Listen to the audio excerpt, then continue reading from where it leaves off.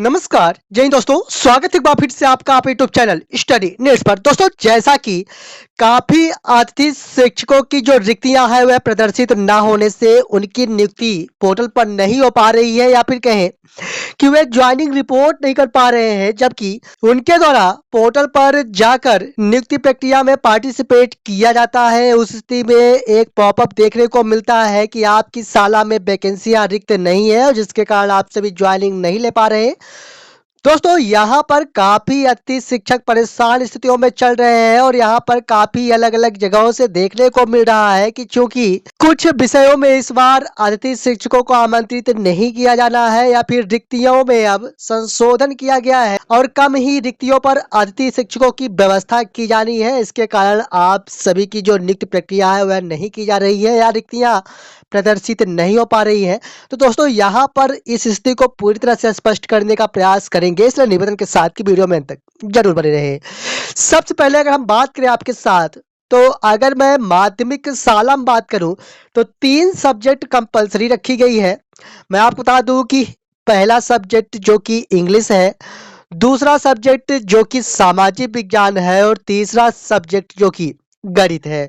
यहाँ पर 3 ऐसे सब्जेक्ट्स हैं जो कि कंपलसरी है, अनिवार्य है और उनके लिए वैकेंसियां होनी ही है। कहना ये है कि इन 3 विषयों के लिए छात्र संख्या को लेकर कोई क्राइटेरिया फिक्स नहीं की गई है। कहना यह है कि इन 3 विषयों के लिए रिक्त पद होना कंपलसरी है। और वहीं हम प्राथमिक स्तर के लिए बात करें, यानी प्राथमिक शालाओं के लिए बात करें, तो प्राथमिक शालाओं में जैसा कि आप जानते हैं कि 20 छात्र संख्या होने पर एक शिक्षकों की व्यवस्था की जानी है। और यहाँ पर अगर एक भी शिक्षक मौजूद नहीं है जो कि नियमित रूप से, तो वहां पर एक अतिथि शिक्षकों की व्यवस्था की जानी है। अगर 40 छात्र संख्या है तो यहाँ पर 2 अतिथि शिक्षकों की व्यवस्था की जानी है, जबकि एक भी शिक्षक मौजूद नहीं है नियमित रूप से। और अगर एक नियमित शिक्षक है तो वहां पर एक अतिथि शिक्षकों की व्यवस्था की जा सकती है। और 40 से अधिक छात्र संख्या होने पर 3 शिक्षकों की व्यवस्था की जा सकती है। आशा ये है कि छात्र संख्या के आधार पर शिक्षकों की व्यवस्था की जा सकती है और जितने शिक्षकों की व्यवस्था की जा सकती है, अगर उनमें से पर्याप्त या नियमित शिक्षक नहीं है तो उनके स्थान पर अतिथि शिक्षकों को व्यवस्था की जानी है। यहाँ तक आप पूरी तरह से स्पष्ट हो पाए होंगे। साथ ही में मैं आपको स्पष्ट कर दूं कि कक्षा 6 से 8 या कक्षा 6 से 10 के लिए यहाँ पर 3 सब्जेक्ट कंपलसरी है, जैसा कि हमने आपसे अभी अभी कहा कि इंग्लिश, सामाजिक विज्ञान और साथ में गणित। यहाँ पर 3 सब्जेक्ट कंपलसरी है और 3 शिक्षकों की व्यवस्था निश्चित तौर से होनी चाहिए। यह वैकेंसियां पूरी तरह से कंपलसरी रखी गई है।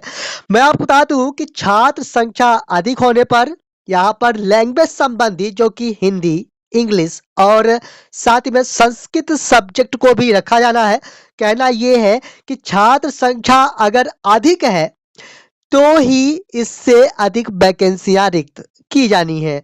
यहाँ पर पूरी तरह से स्पष्ट हो पाए होंगे। साथ ही में कक्षा 11वीं एवं कक्षा 12वीं के बारे में बात करूं तो मैं आपको बता दूं कि कक्षा 11वीं और कक्षा 12वीं के लिए भी विषयवार वैकेंसियां होनी चाहिए, लेकिन यहाँ पर समस्त कक्षाओं के बारे में बात करते हुए स्थिति स्पष्ट करूं तो चूंकि एक परिसर एक शाला की स्थिति बताई गई है, तो एक परिसर एक शाला अंतर्गत अगर कोई शिक्षक मैथ सब्जेक्ट पढ़ा रहे हैं और इनके द्वारा कक्षा 6 से 8 तक पढ़ाया जा रहा है और स्कूल यहाँ पर कक्षा 10वीं तक है, उस स्थिति में कक्षा 9वीं और कक्षा 10वीं में अध्यापन कार्य हेतु किसी भी शिक्षकों की व्यवस्था नहीं की जानी है या अतिथि शिक्षकों की व्यवस्था नहीं की जानी है। वहां पर मैथ टीचर के द्वारा जो कि कक्षा 6 से कक्षा 8 तक पढ़ा रहे हैं, उन्हीं के द्वारा कक्षा 6 से कक्षा 10 तक पढ़ाया जाएगा।